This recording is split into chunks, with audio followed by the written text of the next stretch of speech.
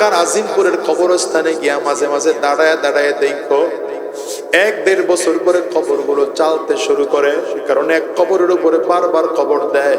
আমি নিজের চোখে তাকায় দেখছি, ওরা কবর যখন চালনি দেয় এমন একটা মেশিন আছে, ওই মেশিন দিয়ে চালনি দিলে হাড্ডিগুলো উপরে উঠে যায়। এই হাড্ডিগুলোর সব একত্রিত করে একটা জায়গায় হাঁটি বান্ধিয়া আরেকটা জায়গায় দাফন করে দেয়। আমি তো ওখানে দাঁড়ায় দাঁড়ায় চিন্তা করলাম,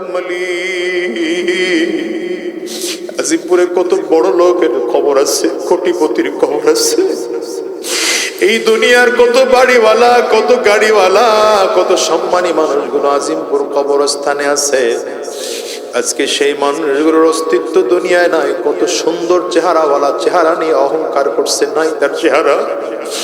হাত নাড়ায় নাড়ায় কত বলছে, হাত নাই।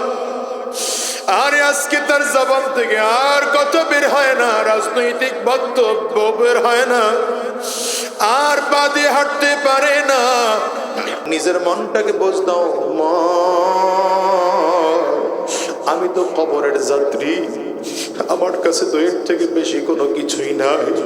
আমি একটা কবরের যাত্রী, আমারে আজকে মারা গেলে দাফন দেওয়া হবে, 4-5 দিনের মধ্যে আমার লাশটা পচে গন্ধ বের হবে। আমার দামি চেহারা থাকবে না, আমার দামি হাত থাকবে না, পা থাকবে না, আমার এই চামড়াগুলো সব কচে কচে পড়বে, আমি পোকার খাদ্য হয়ে যাব। আমার পোকা এসে আমার খাদ্য, আমার চামড়াগুলো কামড়ায়, গোশতগুলো খাইতে থাকবে। অল্প দিনের মধ্যে আমার টোটাল অস্তিত্ব দুনিয়ার থেকে বিলীন হয়ে যাবে। শরীরের এই গোশত থাকবে না, শরীরের এই চামড়া থাকবে না। সুন্দর চেহারাটার মধ্যে প্রতিদিন তেল মালিশ করি, ভেজলিন লাগাই, কত চমৎকার সোনো পাউডার লাগাই, গোসল করতে গিয়ে সাবান মাখি।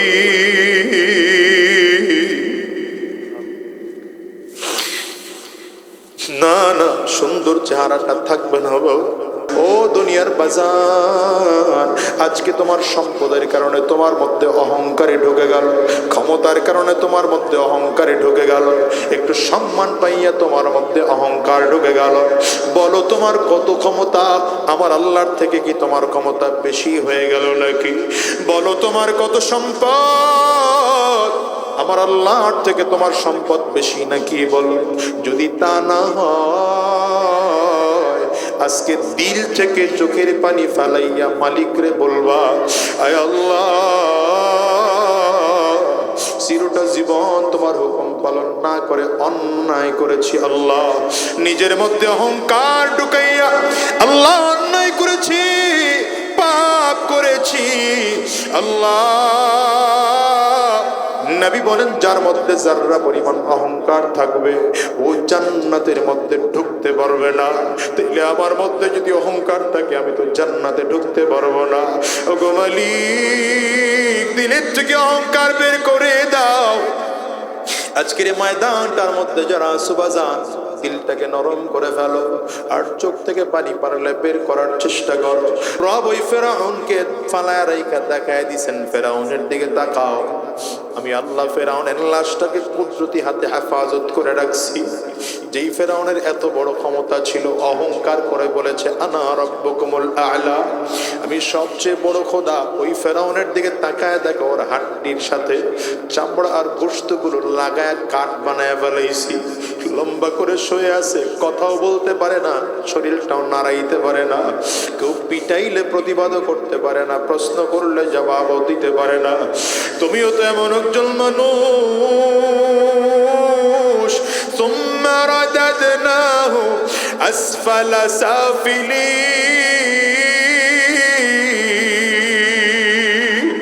এমনই তো জমিন থেকে বিদায় হয়ে যাইবা, পচে গলে গলে শেষ হয়ে যাইবা। অস্তিত্ব তোমার জমিনে থাকবে না, তবে অস্তিত্ব থাকবে না বাবা। তবে একটা মানুষই ভালো থাকবে। রব বলেন, ইল্লাল্লাযীনা আমানু ওয়া আমিলুস সালিহাত, যদি ঈমান আনতে পারো আর নেক আমল করতে পারো, তার মানে আমার মালিকরে যদি মালিক বলে মেনে নিতে পারো, নিজেরে যদি আল্লাহর গোলাম, সাচ্চা গোলাম বানাইয়া ফেলতে পারো, আর মালিকরে যদি বলতে পারো, আল্লাহ আমার মতো গুনাহগার এই জমিনের মধ্যে আর কেউ নাই। আমি তো প্রায় বলি বাবা, আজকেও বলে যাই, রাতের শেষ ভাগে মাঝে মাঝে তাহাজ্জুদ নামাজের সময় ঘুমটা ভেঙে জায়নামাজে দাঁড়ায় যাও আর মালিকের কাছে চোখের পানি ফেলে ফেলে কান্দাও আর বলো, আল্লাহ ডাকো না আমার মালিকের, চিল্লায় ডাক দাও না, আওয়াজ দিয়ে জোরে ডাকো আল্লাহ। চোখের পানি ফেলায় ডাক দাও না আল্লাহ। মালিকরে বলো না, গো মালিক, আমার চেয়ে গুনাহগার বুঝি জমিনের মধ্যে আর কেউ নাই, আমার চেয়ে খারাপ মানুষ বুঝি জমিনের মধ্যে আর কেউ নাই, আমার চেয়ে কপাল পরা মানুষ বুঝি এই জমিনের মধ্যে আর কেউ নাই।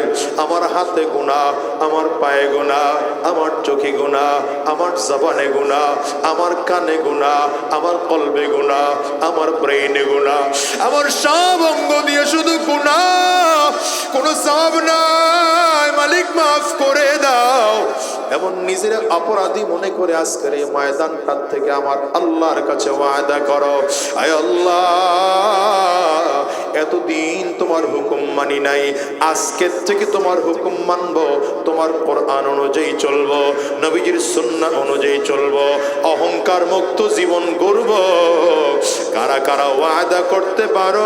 দুইটা হাত উঁচা করে আল্লাহকে দেখাও, আওয়াজ দিয়ে জবান করে চিৎকার করে ডাকো আল্লাহ। চোখের পানি ফালায়া জোরে ডাকো আল্লাহ।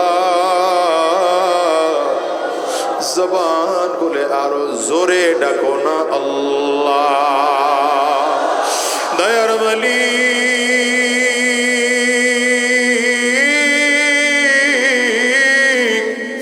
আয় আল্লাহ,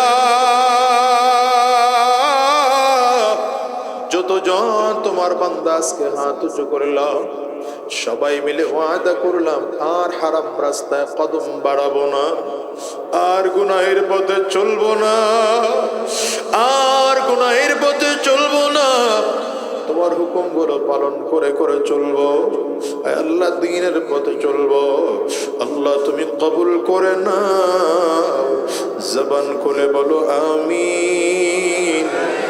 আওয়াজ দিয়া চিল্লা জোরে বলো আল্লাহুম্মা আমিন। গোলাম, আমি আল্লাহ তোরে চমৎকার করে বানাইলাম, তোরে হাতের জায়গায় হাত দিলাম, পায়ের জায়গায় পা দিলাম, নাকের জায়গায় নাক দিলাম, চোখের জায়গায় চোখ দিলাম। আমি আল্লাহ কুদরতি ভাবে নিজের হাত দিয়ে তোর চেহারাটারে বানাইলাম, কত সুন্দর করে কপাল বানাইলাম, কত সুন্দর করে তোর চোখটারে বানাইলাম, কত সুন্দর করে তোর মুখ বানাইলাম, কত সুন্দর করে তোর নাকটারে সেটিং করে দিলাম। এরপরে তুই যখন জন্মগ্রহণ করেছ, ছোট্ট বাচ্চা যখন দুনিয়ায় ভূমিষ্ঠ হয়, এই বাচ্চাটার দুনিয়ায় এমন খাবার দরকার, এই বাচ্চাটার পাকস্থলী যেমন তেমন তার খাবার দরকার। দেখেন তো আমার আল্লাহ তাআলা আমার মায়ের কাছে তেমন খাবারের ব্যবস্থা করে দিয়েছেন। জমিনে আসলাম, রব বলেন গোলাম রে, আমি তোর জন্য খানা রেডি করে দিয়েছি। আপনি দেখবেন বাচ্চা ডেলিভারি হওয়ার ঘন্টা 2 ঘন্টা আগেও কোনো মায়ের স্তনে দুধ আসে না, কিন্তু রব বলেন গোলাম রে, তুই জমিনে আসার সাথে সাথে তোর জন্য মায়ের কাছে খাবার দিয়ে দিলাম। মা তোরে কোলে নিয়া শান্তি পায়, ডেলিভারির কষ্টটা মা বলে যায়। এবার তোর মুখটা মায়ের বুকের সাথে ঠেকায় দেয়, তুই টেনে টেনে দুধ পান করো। এমন চমৎকার খাবার তোরে দিলাম, বেশি ঠান্ডা না, বেশি গরম না, বেশি নরম না, বেশি শক্ত না, বেশি পাতলা না, বেশি ঘন না। তোর পাকস্থলীর জন্য যেই খাবার দরকার, আমি আল্লাহ তোর জন্য সেই খাবারের ব্যবস্থা করে দিলাম। দেখেন তো এই বাচ্চার যে খাবার দরকার, এই খাবার যদি মায়ের স্তনে না থাকতো, তাইলে দুনিয়ার এমন কোন শক্তি ছিল না বাচ্চারে বাঁচায় রাখবে। কারণ ছোট্ট বাচ্চা জমিনে আসার পরে ডাক্তাররাও বলে 6 মাস ধরে বাচ্চাকে পানি পর্যন্ত খাওয়াবেন না, শুধু মায়ের বুকের দুধ খাওয়াবেন। কেন বলে? কারণ ছোট্ট বাচ্চা যদি দুনিয়ায় আসতো, মায়ের স্তনে যদি খাবার না থাকতো, এই বাচ্চাটার মুখের থেকে লালা নিয়ে ল্যাবে টেস্ট করার জন্য যাওয়া লাগতো। এত ভালো মেশিন কই পাবেন বাবা? বলে সোনাইমুড়িতে পাওয়া যায় না, সেনবাগেও পাওয়া যায় না, ওই বাবা বলে লাকসামেও পাওয়া যায় না, কুমিল্লা জেলাতেও পাওয়া যায় না, ফেনীতেও খুঁজে পাওয়া যায় না, ঢাকায় চলে যাও। এই ল্যাব নিয়ে ঢাকায় চলে গেল, ল্যাবে টেস্ট করে দেওয়া হলো, জিব্বার লালা দিয়া বোঝা যায় তার পাকস্থলীর ধরনটা এমন, সুতরাং খাবারটা এমন হবে। এইবার খানাটা যেই মেনু তারা দিয়েছে সেই মেনু অনুযায়ী খাদ্য মন্ত্রণালয়ে গিয়া যেখানে খাদ্য বানানো হয় সেখান থেকে অর্ডার দিয়ে তারপরে আনা লাগতো।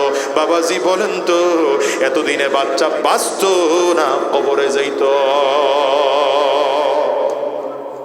রব কয় গোলাম তুই তো টের পাও না আমি তোর জন্য কত নিয়ামত সাজায় রাখছি, তোর মায়ের স্তনে তোর জন্য খাবার রাখছি, তুই মায়ের খাবারটা সুন্দর করে খাও। আবার দেখো জন্মগত ভাবে আল্লাহ তাআলা মুখের মধ্যে দাঁত দেন নাই। কেন দাঁত দেন নাই? রব বলেন যদি মুখের মধ্যে দাঁত থাকে তাইলে শক্ত খাবার খাইতে যাইবা, শক্ত খাবার তোমার পাকস্থলীতে হজম হবে না। এই জন্য আমি তোমার দাঁত দেই নাই, শুধু মারি দিলাম। আস্তে আস্তে আস্তে করে বড় হও, একটু একটু করে একটা দুইটা দাঁত হয়। কেন দাঁত দিলাম? বান্দা এখন তুমি শক্ত জিনিস চাবায়া খাইতে পারবা না, তবে একটু খিচুড়ি রান্না করে দিলে চাবায়া খাইতে পারো, একটু হালকা বিস্কুটের গুঁড়া দিলে চাবায়া খাইতে পারো, রুটির হালকা টুকরা একটু চাবায়া দিলে চাবায়া খাইতে পারো। একটু একটু করে দাঁত আমি আরো বড় বানাইলাম। কেন বানাইলাম? আগের তুলনায় পাকস্থলীটা এখন আরেকটু বড় হয়েছে। আস্তে আস্তে করে দাঁত পুরোটা বাড়লো। 2-2.5 বছর হয়ে গেল। আল্লাহ বলেন এখন মায়ের স্তনের খাবার বন্ধ করা যাবে, এখন বাহিরের খাবার দাও। আস্তে আস্তে করে দাঁত বেড়ে গেল। 2-2.5 বছর হয়ে গেল, বাচ্চার মুখে এখন পুরো দাঁত পড়ে গিয়েছে। এখন বাচ্চা মোটামুটি হালকা হালকা শক্ত খাবারগুলো খাইতে পারে। কেন খাইতে পারে? আল্লাহ বলেন পাকস্থলী তোমার আগের থেকে আরো একটু ভালো হলো। এইবার ধীরে ধীরে ধীরে ধীরে বাচ্চা বড় হতে যাচ্ছে। 7 বছর, 7.5 বছর, 8 বছর বয়স চলতেছে। আগের দাঁতগুলো ফালায়া নতুন আবার আল্লাহ তাআলা শক্ত দাঁত দিয়ে পাঠাইলেন। বললাম এখন গরুর হাড্ডি চাবায়া খাও, পেঁয়াজ কি বলে মুরগির হাড্ডি চাবায়া খাও, খাসির হাড্ডি চাবায়া খাও, শক্ত শক্ত জিনিস চাবায়া চাবায়া খাও। এবার পাকস্থলী তোমার আরো ভালো। আই দেখো গোলাম, তোমার জন্য আমি বেলজিয়ামে আপেল তৈরি করে তোমার কাছে পাঠায় দিলাম, পাকিস্তানে আঙ্গুর তৈরি করে তোমার জন্য পাঠায় দিলাম। ও গোলাম রে, ওই সৌদি আরবে খেজুর বানায় তোমার জন্য পাঠায় দিলাম, পাবনাতে টমেটো তৈরি করে তোমার জন্য পাঠায় দিলাম। অমুক জায়গায় জায়গা থেকে তোমার জন্য খাবার রেডি করে তোমার বাড়ির সামনে এনে হাজির করে দিলাম। এখন গরুতে তোমার দুধ দেয়, ছাগলে তোমার দুধ দেয়, কত গাছের ফল রং বেরঙের ফল বানাইলাম। কেন বানাইলাম? গোলাম সব তোমার জন্য বানাইলাম। নদীর মাছ, নদীতে মাছ দিয়ে দিলাম, সাগরের মধ্যে মাছ দিলাম। আল্লাহ বলেন গোলাম রে পুকুরে খালে বিলে মাছ দিলাম, এক এক জায়গার মাছে এক এক রকম মজা দিলাম। কেন বানাইলাম? এটা তোমার জন্য বানাইলাম গোলাম, তুমি এটা খাও, খাইয়া শক্তি অর্জন করো। আস্তে আস্তে করে বাবা তোমার বয়স 20 বছর 25 বছর হয়ে গেল। এখন তোমার শরীরে চমৎকার শক্তি আছে, হেঁটে দৌড়াতে পারো, তোমার কণ্ঠে বড় আওয়াজ, তোমার আওয়াজের কারণে মানুষগুলো খুব দাপটের সাথে দৌড়ায়, মানুষ তোমাকে দেখলেই ভয় পায়। এখন তোমার খুব দাম, বিএনপির লোক তোমারে ডাকে, আয় না আমার দলে ভালো একটা পদ দিয়ে দেব। আওয়ামী লীগের লোক বিগত দিনে তোমার ঘরে ডাকছে, আসো না আমাদের কাছে একটা ভালো পদ দিয়ে দেব। জাতীয় পার্টি ডাকে, আমাদের কাছে আসো একটা ভালো পদ দিয়ে দেব। এনসিপি ওয়ালারা ডাকে, আমাদের কাছে আসো পদ দিয়ে দেব। আর আমার মালিক মুয়াজ্জিন দিয়া 5 বার করে ডাকে, হাইয়া আলাস সালাহ, হাইয়া আলাল ফালাহ। গোলাম রে,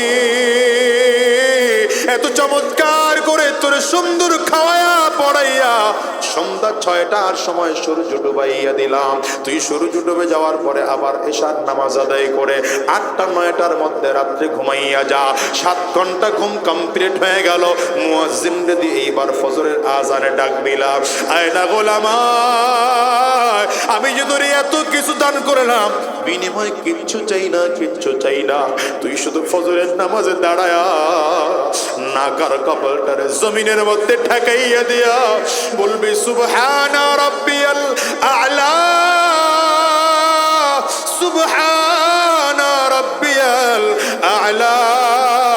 আল্লাহ কয় গোলাম, আমি সব তোরে দিলাম, কিন্তু তুই যদি আমার ডাকে সাড়া দিয়া শুধু মসজিদে যাইয়া শুধু আমার কদমে সাজদা দিতে পারো, তোর কাছে কোনো কিছুর বিনিময়ে তোর কাছে চাবো না। তোর এত মজার মজার খাবার দিলাম, বিনিময়ে তোর কাছে চাবো না। এত কিছু তোরে বানাইলাম, বিনিময়ে কিচ্ছু চাবো না। বরং তো তুই যা আমার কাছে সাজদা করেছ, বিনিময়ে তোরে জান্নাত দিয়ে দেব। কি দয়ার মালিক আমার আল্লাহ! এই জন্য আল্লাহ নিজের পরিচয় দেয়, আলহামদুলিল্লাহি রাব্বিল আলামিন আর রহমানির রহিম। বলেন না, আলহামদুলিল্লাহি রাব্বিল আলামিন আর রহমানির রহিম। রব বড় দয়াবান, রব বড় মায়াবী, রব বড় দয়াবান, রব বড় মায়াবী। আল্লাহ বড় দয়াবান, আল্লাহ বড় মায়াবী। কোনো বিনিময় আল্লাহ চান না। এই যে শ্বাস দিলেন, কোনো বিনিময় চাইলেন না। প্রতিটা মুহূর্তে অক্সিজেন নিচ্ছি আর গ্রহণ করতেছি। ভেতর থেকে যেটা ছাড়ি সেটা কার্বন ডাই অক্সাইড, বিষ ছাড়তেছি। যেটা ঢুকাইতেছি সেটা হলো একদম পিওর অক্সিজেন ঢুকাইতেছি। আল্লাহ বলেন বিনিময় চাইলাম না, তোর রক্ত শিরায় উপশিরায় পৌঁছায় দিলাম, বিনিময় চাইলাম না। যেই খাবার তুই খাও সব খাবার হজম হয়, কিন্তু সব তোর শরীরে কাজে লাগাই না। ওই খাবার থেকে নির্যাসটুকু বের কইরা যতটুকু রক্তের সাথে দেওয়া দরকার, আল্লাহ বলেন আমি কুদরতি মেশিন তোর মধ্যে দিয়ে দিলাম। এই কুদরতি মেশিন কিডনি রিফাইন কইরা ওটারে কিছুটা রক্তের মধ্যে পাঠায় দেয়, খাবারের কিছু অংশ গোস্তের সাথে পাঠায় দেয়। আল্লাহ বলেন গোলাম, আবার কিডনি সেখান থেকে পানির অংশটুকু পানি দিয়া বাড়ি করে দেয়, আর বাকি মলটুকু আমি আল্লাহ তোমার জন্য পেছনের রাস্তা দিয়ে বের করার সিস্টেম করে দিলাম। বিনিময় তোমার কাছে কিছুই চাইলাম না, বিনিময় শুধু সাজদা চাই, বিনিময় শুধু সাজদা চাই। বলেন গোলাম রে, তোর কাছে বিনিময় শুধু এটা চাই, আমি আল্লাহর হুকুমের বাহিরে একটা কদম তুই নাড়াবি না। এবার বলেন তো, আমার পারিবারিক জীবন হবে কার হুকুমে? জোরে বলেন। সামাজিক জীবন হবে কার হুকুমে? রাষ্ট্রীয় জীবন হবে কার হুকুমে? সিরত সুরত হবে কার হুকুমে? লিবাস পোশাক হবে চা কার হুকুমে? রাজনীতি হবে খালি লেনিন কার্ল মার্কসের হুকুমে, মাওসেতুনের হুকুমে, সক্রেটিসের হুকুমে, প্লেটোর হুকুমে, অ্যারিস্টটলের হুকুমে, তাইলে আব্রাহাম লিঙ্কনের হুকুমে? রাজনীতি হবে কার হুকুমে? কার পদ্ধতিতে? আঙ্গুল উঁচা করে বলতে পারলেন না, রাজনীতি হবে কার হুকুমে? আঙ্গুল উঁচা করে জোরে বলেন, ডানে বামে তাকায় দেখেন হাতকে তুলে নাই। কার হুকুমে? জোরে বলো, চিল্লা বলো, কার হুকুমে? আওয়াজ করে বলো। নেতা হবে কে? চিল্লা জোরে কও। তোমার আমার নবী হবেন আমাদের নেতা, ঠিক না বেঠিক? জোরে বলো। তোমার নেতা আমার নেতা, তোমার নেতা আমার নেতা, আমরা সবাই রাসূল সেনা। পারবেন না স্লোগান দিতে? দুনিয়ার নেতাগর পক্ষে অনেক স্লোগান দিয়েছেন, জীবনে অনেক নেতারে খুশি করার জন্য স্লোগান দিয়েছেন। আমার ভাই তোমার ভাই, আমার ভাইয়ের চরিত্র। হ্যাঁ, কিসে কিসের মতো পবিত্র? তোমার নেতার চরিত্র মোটেও না। যেই নেতা চুরি করে, যেই নেতা ঘুষ খায়, যেই নেতা সুদ খায়, যে নেতা হারামখোর, যেই নেতা বাবা মায়ের অবাধ্য সন্তান, যেই নেতা দেশদ্রোহী, দেশদ্রোহী, ইসলামদ্রোহী, ও কোট চরিত্র কোনোদিন ফুলের মতো পবিত্র হতে পারে না। পারে না, বলো ঠিক কিনা? আওয়াজ করে। ফুলের মতো চরিত্র তো একমাত্র আমার নবীর ছিল, আর কারোই নাই। কি কথা বলেন না যুবক? কোন নেতার চরিত্র ফুলের মতো পবিত্র হতে পারে? এই জন্য বলছি, দুনিয়ার নেতা ঠেতা বাদ দাও, নেতা মানো তো আমার নবীকে মানো। বলেন, আজকে স্লোগান শিখায় দিয়ে যায়, পারবেন? তোমার নেতা আমার নেতা। আওয়াজ হয় না, নোয়াখালী মানুষের আওয়াজ এরকম না, আরো জোরে। তোমার নেতা আমার নেতা, আমরা সবাই রাসূল সেনা। আর জোরে, তোমার নেতা আমার নেতা, আমরা সবাই রাসূল সেনা। এক নম্বর সবক, গোলামি করবো কার? এই কথাটা চিরজীবন মাথায় ঢুকছে তো? আল্লাহর বিধান ছাড়া কদম নড়বে না। সব জায়গায় পারিবারিক জীবন, রাষ্ট্রীয় জীবন, সিরত সৌরত, লিবাস পোশাক, আচার ব্যবহার, কথাবার্তা, লেনদেন, কাজকর্ম, রাজনীতি সব হবে কার হুকুমে? সব হবে নবীর তরিকায়, আল্লাহর হুকুমে। ঠিক না বেঠিক বলো? দ্বিতীয় নম্বর সবক, গোলামের অহংকার থাকতে পারে না। গোলামের অহংকার থাকতে পারে না। গোলাম থাকবে বিনয়ী, গোলাম থাকবে নম্র। কারণ অহংকার তো তারই সাজে যার কোনো ফিনিশ নাই, যে কোনো দিন ধ্বংস হবে না, বান্দা ধ্বংস হয়ে যাবে। রব্বে কারীম বলেন কুল্লু মান আলাইহা ফান ওয়া ইয়াবকা ওয়াজহু রাব্বিকা যুল জালালি ওয়াল ইকরাম।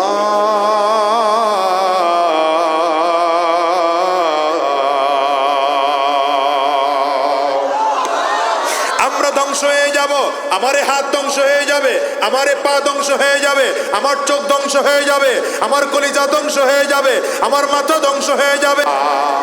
যদি মেম্বার হও তাইলে অহংকার করা যাবে না, চেয়ারম্যান হইলেও কথা কন না কেন? আমি যদি মনে করি আমি তো বিশাল একটা ইউনিয়নের চেয়ারম্যান হয়ে গেছি গা, আল্লাহ কবে তোরে মাটির লগে মিলাই দিতে তক্তা বানাইতে সময় লাগবে না? কথা বলেন। যদি মনে করে এমপি হয়ে গেছি অহংকার করা যাবে, বলে না, তখনও অহংকার করা যাবে না। মন্ত্রী হয়ে গেলা, তখনও অহংকার করা যাবে না। বড় বক্তা হয়ে গেছো, অহংকার করা যাবে না। শিল্পপতি হয়ে গেছো, অহংকার করা যাবে না। প্রেসিডেন্ট হয়ে গেছো, অহংকার করা যাবে না। আরে ভাই, পয়গম্বর সুলাইমান আলাইহিস সালামের থেকে তো বড় বাদশাহ নাই? হ্যাঁ, গোটা পৃথিবীর বাদশাহ ছিলেন পয়গম্বর সুলাইমান। গোটা পৃথিবী শাসন করেছেন, এমন বাদশাহ ছিলেন 4 জন। এই কথা বলেই শেষ করে দেব। 8-10 মিনিট আছে। হ্যাঁ, মাশাআল্লাহ, ঘড়িতে মিল আছে, আলহামদুলিল্লাহ। ওয়াজের লগে টাইমে মিলা গেছে গা। পয়গম্বর সুলাইমান আলাইহিস সালাম গোটা পৃথিবীর বাদশাহ ছিলেন। বলেন, গোটা পৃথিবীর বাদশাহ কয়জন? এর মধ্যে 2 জন ছিলেন মুসলমান, একজন ছিলেন বাদশা ইস্কান্দার বা সিকান্দার, কোরআন যাকে যুলকারনাইন বলেছে। আরেকজন বাদশা সুলাইমান আলাইহিস সালাম, আল্লাহ পাকের পয়গম্বর। কত বড় বাদশা ছিলেন! তার মতো বড় বাদশা গোটা দুনিয়াতে কোনোদিন ছিল না, হবেও না কোনোদিন। কত বড় বাদশা! জিনদের বাদশা ছিলেন, মানবদের বাদশা ছিলেন, পশু প্রাণীর বাদশা ছিলেন। পানিও তার কথায় চলতো, পশুদের ভাষাও তিনি বুঝতেন। শুধু তাই নয়, তার একটা সিংহাসন ছিল। এই সিংহাসনটা ফুয়েল ছাড়া, ইঞ্জিন ছাড়া, পাইলট ছাড়া, চাবি ছাড়া, বিসমিল্লাহর মাধ্যমে আকাশে উড়ত। সিংহাসনটা কত বড় শুধু ছোট্ট করে বলে দিয়ে যায়। এক সাইডে শুধু ডান দিকে ছিল 70,000 চেয়ার, বাম দিকে আরো 70,000 চেয়ার। ডান দিকের এই চেয়ারে মানুষদের প্রতিনিধিরা বসতো, বাম সাইডের চেয়ারে জিনদের প্রতিনিধিরা বসতো। সামনের দিকে আরো 70,000 চেয়ার, এখানে পশু প্রাণীদের প্রতিনিধিরা বসতো।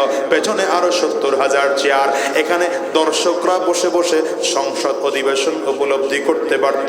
বলেন তো তাইলে টোটাল কত চেয়ার হলো? 2,80,000 চেয়ার। সুবহানাল্লাহ, মুখ দিয়ে বের হইল না। আহারে নোয়াখালীর মানুষ রে, সুবহানাল্লাহ কইতে পারলেন না। জোরে বলেন। আপনারা কি মনে করেছেন এগুলো সব আরএফএল কোম্পানির 500 টাকার প্লাস্টিকের চেয়ার? হ্যাঁ, সব মন্ত্রীদের চেয়ার, বিশাল সিংহাসনওয়ালা। এই বিশাল চেয়ারওয়ালা সিংহাসন পয়গম্বর সুলাইমান আলাইহিস সালাম এর মধ্যে বসতেন। পুরোটা নিয়া যখন জমিন থেকে আকাশে উড়ার দরকার হতো, শুধু বিসমিল্লাহির রহমানির রহিম বলতেন, তো জমিন থেকে আকাশে উড়া শুরু হয়ে যেত। যদি আরো উপরে উড়ার দরকার হতো তো আল্লাহু আকবার বলতেন, উপরে ওঠা শুরু হয়ে যেত। যদি জমিনে ল্যান্ড করার দরকার হতো তো সুবহানাল্লাহ, যেই জমিনকে টার্গেট করে বলতে, সেই জমিনে অটো কুদরতের মাধ্যমে ল্যান্ড হয়ে যেত। কিন্তু আশ্চর্যের ব্যাপার, এই বিশাল সিংহাসন, এই সিংহাসনে যখন আকাশ দিয়ে উড়ে যেত, তখন নিচের থেকে মানুষগুলো তাকায়া তাকায়া কেউ তো আল্লাহু আকবার বলে চিৎকার করত, কেউ তো সুবহানাল্লাহ বলে চিৎকার করত। আশ্চর্য হয়ে যাইত। কিন্তু পয়গম্বর সুলাইমান আলাইহিস সালাতু ওয়াস সালাম এই বিশাল সিংহাসনে বসে বসে মাথা উঁচু করে বসতেন না, বুকটা টান করে বসতেন না, বরঞ্চ নিচু হইয়া চেয়ারের একটা কিনারায় অত্যন্ত তাওয়াজু আর বিনয়ের সাথে বসে থাকতে। আমাগর নেতারা তো মাশাআল্লাহ। এই পয়গম্বর সুলাইমান আলাইহিস সালাম গোটা পৃথিবীর মধ্যে সবথেকে বড় ক্ষমতাধর বাদশা। জিনরাও তার কথা, জিনদের মুআজিজা কেমন ছিল জানেন? কথা লম্বা হয়ে যায়, সময় বলার সময় খুব কম। আরে না, আপনারা দুই চারজন বলেন বলেন করেন, ওদিকে ফজরের নামাজের টাইম হয়ে যাইতেছে মিয়া। পয়গম্বর সুলাইমান আলাইহিস সালাম যখন জিনদের দিকে তাকাইতেন, মাথার চুলগুলো কাটার মতো সোজা হয়ে যেত, দাড়িগুলো কাটার মতো সোজা হয়ে যেত, আর চেহারা রূপ থাকতো আলাদা। চোখটার দিকে তাকাইলে মনে হয় যেন আগুন বের হচ্ছে। জিনরা এমন অবস্থা দেখলে নড়াচড়াই করতো না, সোজা হয়ে দাঁড়ায় দাঁড়ায়। মুআজিজা ছিল পয়গম্বর সুলাইমান আলাইহিস সালামের, পাখির ভাষা বুঝতো। দুইটা একবার যাইতেছে গা, থানবী রহমতুল্লাহ আলাইহি লিখছেন তার কিতাবে, একবার যাইতেছে হাইটা, তাকায় দেখে একটা চড়ুই পাখি, একটা মাইয়া আর একটা বেড়া, দুই পাখি মিল্লা গল্প করতেছে। বলমুনি এটা বেটা চড়ুই পাখি মেয়ে চড়ুই পাখিরে কয়, তুই অন্য কারো লগে প্রেম টেম করিস না। তোমরা যেমন করে কও আর কি, জোয়ান্নাডি ফেসবুকে যেমনে কও আর কি, মেসেঞ্জারে আমার লগে প্রেম কর, আমার লগে প্রেম করলে লাভ আছে কি? লাভ হলো বাইতুল মাকদিসের যে সাদা গম্বুজ আছে, গম্বুজের নিচে একটা ছোট্ট জায়গা আছে, এখানে তোর একটা বাসা বানায় দেব। কে কয়? কারে ওয়াজ করতেছে? কে কয়? বেটা চড়ুই পাখিটা মেয়ে চড়ুই পাখিরে কয়। হযরত সুলাইমান আলাইহিস সালাম শুনে এসে কয়, কুল্লু নাকিহিন কাযাব। আরে যেগুলো বিয়ার পাত্রটি আছে এটি সব মিথ্যাবাদী। আমাদের দেশের দেখবেন বিয়ার পাত্র মাশাআল্লাহ ঘটকরে এমন কথা শিখায় দেয়, আরে মিয়া পোলা তো হাজারে একটা, লাখে একটা, এমন পোলা পাওয়াই যাবে না। কি কথা কন রাখেন? অথচ পোলার দিকে তাকায় দেখি, ওমা তাকাইছে লক্ষ্মীপুরের দিকে, দেখায়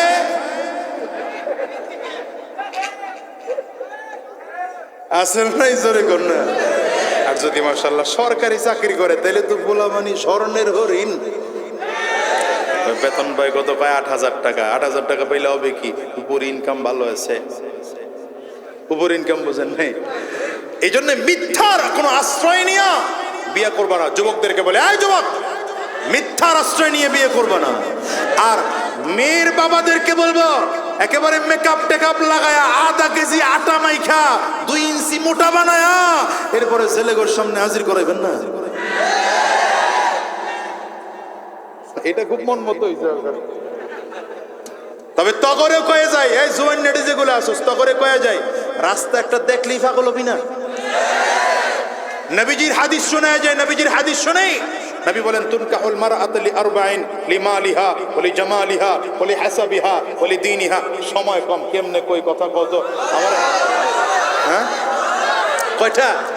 4টা গুণ দেখে সাধারণত নবী বলেন মেয়েকে বিয়ে করা হয়। এর মধ্যে হয়তো সৌন্দর্য দেখে, নয়তো তার বংশ দেখে, নয়তো তার সম্পদ দেখে।